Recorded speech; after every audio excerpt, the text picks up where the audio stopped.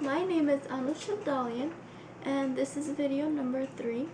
We could choose one of the 5 papers that we did so far on leadership, and I have chosen the very last one we did, either visionary leadership or charismatic leadership. The reason why I chose this paper is because I feel most connected with these two types of leaders, and I consider myself one of them, which I will talk about a little later in the video. I believe that visionary leaders and charismatic leaders do have a few things in common, but they're also very different. For example, visionary leaders tend to be more creative, so they make plans for the future based on how they envision it. Basically, they're the only ones who could see the light at the end of the tunnel, and they lead their audience and their followers to that vision, even though some of these people may not know exactly where they're going. Charismatic leaders, however, have people follow them through ways of being, through their charm and the way they convince people. For example, John F. Kennedy was a charismatic leader. He was not only young, he took presidency at age 43, but he had charisma. He knew how to convince people. He had a drive. He knew where he was going, and most important of all, he had trust in people. People knew that they could trust him, and they did. Eventually, he did lead the U.S. to victory. Unfortunately, he was assassinated, but that's what I call a charismatic leader.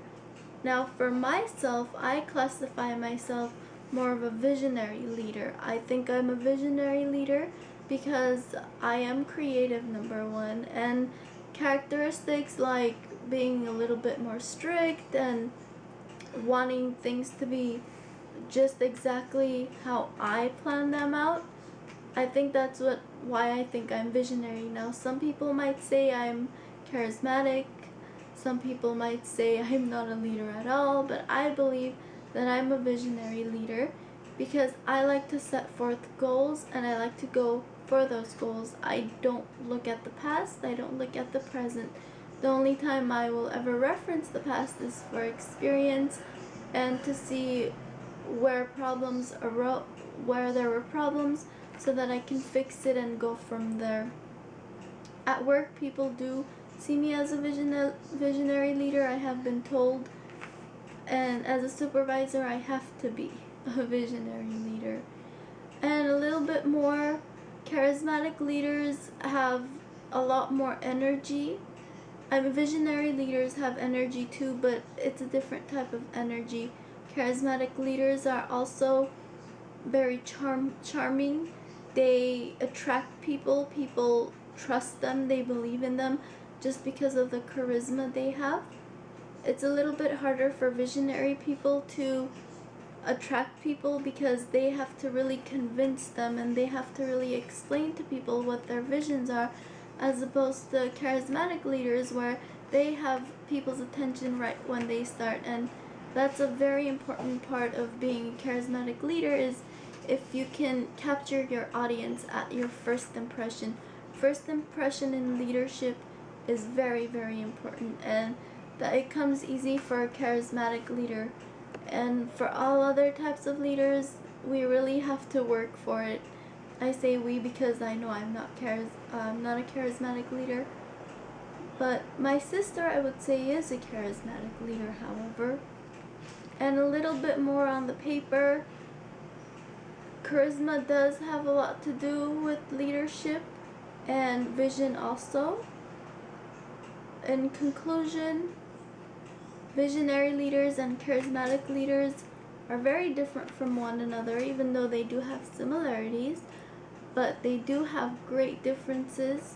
Again, charismatic leaders attract people, they're trusted quicker, whereas visionary leaders really have to talk to people and really have to convince people that what they envision is what's going to be. They're very unique in the way they make decisions and solve problems, which is why sometimes people might have a hard time trusting them. But at the end, it all ends well. Thank you. That concludes my presentation. Video number 3. Thank you. Hello, this is video number 5. My name is Anoush Final, and unfortunately my supervisor could not make it today as she's out of town.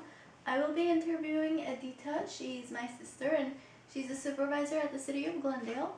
I will allow her to introduce herself and give us a little bit of background of what she does with the city. Hi, my name is Edita Abdalian and I'm the supervisor for Community Services and Parks Department, Subdivision of Community Development and Block Grant. So how long would you say you've been working at the city? It's been 4 wonderful years that I'm with the City of Glendale. That's a pretty decent amount of time. It's a lot of experience. And about how many employees would you say you manage? Initially, when I started 4 years back, I had 4 employees that I was overlooking, and gradually, employees come up on board and they leave with the economy being so weak at the moment. We have 10 employees. It's better than what we started with, but we could have probably done better. But 10 employees at the moment. And what do they do? I have 4 caseworkers who case manage our homeless clients that come in. We have 2 HMIS trainees. I have 4 auditors and 2 administrative analysts. That's a handful. That's a lot of work. That's a good workload. And in your honest opinion, would you say you're a follower or a leader? I probably have to agree with being both a follower and a leader. I'm a leader when it comes to my employees. When I'm as a supervisor, I'm a leader. And then when it comes to reporting to my supervisor or my director, at that point I feel like I'm the follower. That's a very good opinion. Some people would just say they're leaders. But anyways, and as a leader, we have a few different types of leaders. Would you classify yourself as a charismatic leader, as a visionary leader? Would you say you're more directive or more collaborative? Of the ones you mentioned, I most likely have to agree with a charismatic leader.